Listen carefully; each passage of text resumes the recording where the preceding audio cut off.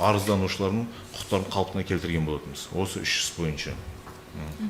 Сіз айтыңыз, шу жер кадастр бөлімшесінің басшысы 7 хаттама толтырылды деп. Жоқ, оған емес, негізі біз оған бір хаттама толтырды. Ол осы 6 айдың ішінде мемлекеттік лауазым тұлғаларға барлықтарына жетті. Оның ішінде мемлекеттік қызметкерлері бар. Кімдер екен, жетеуін атап өтсеңіз? Біріншісі бұл жерде жеке сот орындаушы болып келеді. Бейбітәлі Жамбулович Беспаевқа оған 216.250 теңге ақшалай өндіру салынған. Екіншісі бұл же Жамбыл облысы әкімі аппаратының заң қызметінің бөлімінің басшысы Алдабергенов Қуандыққа 86.500 теңге салынған болатын. Сонымен қатар жеке сот орындаушы Мадияр Қойшыбаевич Махашевқа 86.500 теңге ақшалай өндіріп алу салынған.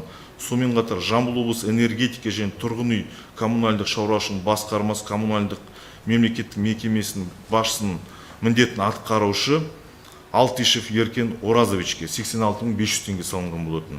Сонымен қатар бұл жерде жеке азамат Ибрагим Үмітбек Рысқұлға 86.500 теңге. Сонымен қатар азаматтарға арналған үкімет мемлекеттік корпорация коммерциялық емес акционер қоғамы Жамбыл облысы бойынша филиалының Шу аудандық тіркеу және жер кадастр бөлімінің басшысы Арнұр Смағұловқа 86.500 теңге ақшалай өндіріп алу салынған.